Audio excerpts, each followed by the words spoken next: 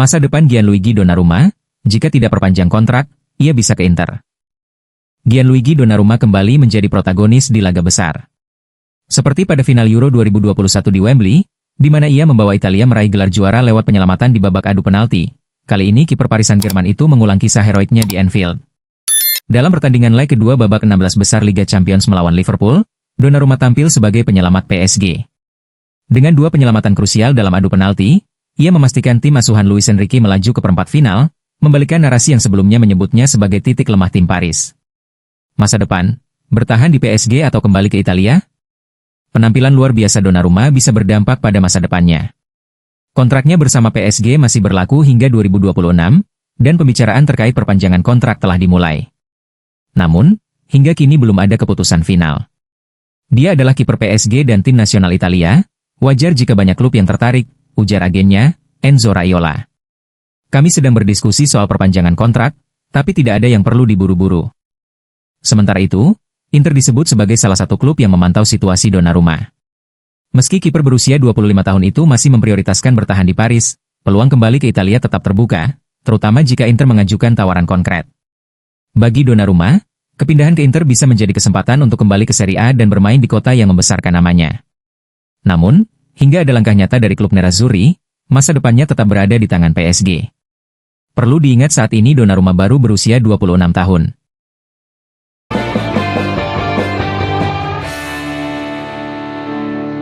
William Saliba putuskan berkomitmen dengan Arsenal, abaikan minat Real Madrid.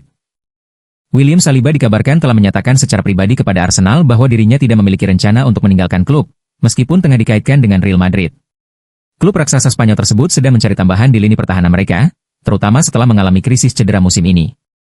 Eder Militao masih menjalani pemulihan akibat cedera lutut jangka panjang, sementara David Alaba baru saja kembali dari cedera yang cukup lama. Kondisi ini memaksa Real Madrid untuk memberi kesempatan lebih banyak kepada pemain akademi mereka, Raul Asensio, yang berhasil menjadi bagian dari tim utama musim ini. Meskipun begitu, Los Blancos masih mempertimbangkan untuk merekrut bek tengah baru, mengingat Antonio Rudiger dan Alaba sudah memasuki usia 30-an. Rumor kepindahan Saliba ke Santiago Bernabeu semakin santer terdengar setelah beberapa laporan menyebutkan bahwa dirinya tertarik untuk bergabung dengan Real Madrid pada bursa transfer musim panas nanti. Namun, jurnalis Fabrizio Romano melaporkan bahwa dalam pembicaraan internal, Saliba telah menegaskan keinginannya untuk tetap bertahan di Arsenal. Keputusan Saliba ini tentu menjadi kabar baik bagi Arsenal. Bek asal Prancis tersebut merupakan sosok kunci dalam skuad Mikel Arteta dan dipandang sebagai pemain yang sangat penting oleh calon direktur olahraga baru klub, Andrea Berta. Selain itu, Romano juga menyebut bahwa hingga saat ini, Real Madrid belum melakukan pendekatan resmi kepada Arsenal terkait transfer Saliba. Dalam konferensi pers jelang laga melawan PSV, Saliba juga secara terbuka mengungkapkan kebahagiaannya bermain untuk Arsenal. Meskipun belum ada pembicaraan lebih lanjut mengenai kontrak baru, ia menegaskan bahwa dirinya masih memiliki waktu untuk mempertimbangkan perpanjangan kontrak di masa mendatang. Saat ini, kontrak Saliba bersama Arsenal masih berlaku hingga akhir musim 2026 hingga 2027. Oleh karena itu, Arsenal tidak memiliki urgensi untuk segera memperpanjang kontraknya, tetapi klub tetap akan mengupayakan kesepakatan baru agar sang bek bertahan lebih lama. Sementara itu, fokus utama Saliba saat ini adalah membantu Arsenal dalam perburuan gelar di berbagai kompetisi.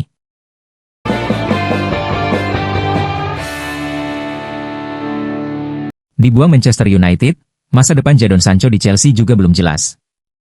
Chelsea memiliki kesempatan unik dalam negosiasi transfer Jadon Sancho. Winger Manchester United itu bergabung dengan Chelsea pada musim panas 2024 dengan status pinjaman. Kini, di bursa transfer mendatang, The Blues dapat memilih untuk tidak mempermanenkan status Sancho dengan membayar penalti kepada Manchester United. Sancho sempat mengalami kesulitan di Old Trafford dan dikesampingkan oleh pelatih saat itu, Erik ten Hag. Hubungan yang memburuk dengan manajer membuatnya mencari jalan keluar, dan Chelsea muncul sebagai solusi sementara bagi pemain berusia 24 tahun tersebut. Namun, ada klausul dalam kesepakatan awal yang memungkinkan Chelsea menghindari pembelian permanen. Menurut laporan Daily Mail, kepindahan Sancho ke Stamford Bridge secara permanen tidak bisa dipastikan. Chelsea memiliki alternatif untuk membayar penalti jika mereka memilih untuk tidak mempertahankan pemain sayap tersebut. Opsi ini menjadi faktor kunci dalam perencanaan transfer The Blues, terutama dengan manajer baru Enzo Maresca yang akan menentukan apakah Sancho cocok dalam rencana jangka panjang klub. Selain itu, belum ada kesepakatan kontrak antara Sancho dan Chelsea untuk masa depan. Artinya, bahkan jika Chelsea menginginkannya, keputusan akhir tetap berada di tangan sang pemain. Di sisi lain, Manchester United sangat berharap The Blues memilih untuk mempermanenkan Sancho guna mengurangi beban finansial mereka. Manchester United menghadapi krisis finansial yang cukup serius terkait beban gaji dan biaya transfer yang masih harus mereka bayar untuk pemain sebelumnya. Sir Jim Ratcliffe, pemilik baru klub, telah mengungkapkan kondisi keuangan yang kurang sehat di Old Trafford. Oleh karena itu, menjual Sancho adalah salah satu langkah yang mereka harapkan untuk memperbaiki keseimbangan keuangan klub. Namun, jika Chelsea memutuskan untuk tidak mempermanenkan transfer Sancho, Manchester United harus mencari pembeli lain atau mempertimbangkan kembali peran sang pemain dalam skuad mereka. Kontrak Sancho dengan United masih tersisa kurang dari 18 bulan, yang berarti keputusan soal masa depannya harus segera dibuat sebelum nilainya di pasar semakin menurun.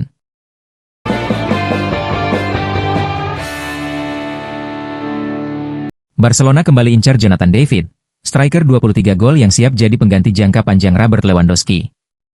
Barcelona terus mencari sosok yang bisa menjadi pengganti jangka panjang bagi Robert Lewandowski di lini depan mereka. Salah satu nama yang kembali masuk dalam radar mereka adalah Jonathan David, striker Lille yang tampil impresif musim ini. Pemain asal Kanada itu telah mencetak 23 gol dan memberikan 10 assist di berbagai kompetisi, menjadikannya salah satu striker paling produktif di Eropa. Jonathan David tampil luar biasa bersama Lille pada musim 2024-2025. Dengan catatan 23 gol dan 10 assist dalam 40 pertandingan, ia menjadi tulang punggung timnya, terutama di Liga Champions. Kecepatan, ketajaman dalam penyelesaian akhir, serta kemampuannya membaca permainan membuatnya menjadi pemain yang menarik bagi banyak klub besar. Kontribusi David tidak hanya terlihat dalam mencetak gol, tetapi juga dalam menciptakan peluang bagi rekan setimnya. Kemampuannya beradaptasi dalam berbagai skema permainan menjadi nilai tambah bagi klub manapun yang ingin merekrutnya. Saat ini, kontrak Jonathan David bersama Lille akan berakhir pada Juni 2025. Striker berusia 24 tahun itu telah mengonfirmasi bahwa ia akan meninggalkan klub dengan status bebas transfer pada akhir musim. Dalam sebuah wawancara, David mengatakan bahwa ia ingin terus berkembang dan bermain untuk klub besar di Eropa. Namun, ia juga menegaskan bahwa ia belum akan mengumumkan keputusan terkait klub barunya hingga musim ini berakhir. Ketertarikan terhadap David bukan hanya datang dari Barcelona. Klub-klub Liga Inggris seperti Manchester United, Arsenal, dan West Ham juga dikabarkan memantau situasi sang pemain. Barcelona sendiri sempat ragu untuk merekrut David, karena merasa gaya bermainnya tidak sesuai dengan filosofi tim. Namun, menurut laporan terbaru dari Vichajes, pelatih Hansi Flick ini mengubah pandangannya dan kembali menjadikan David sebagai target utama. Barcelona melihat peluang besar untuk mendatangkan pemain berkualitas dengan biaya yang minim, mengingat situasi keuangan mereka yang masih terbatas.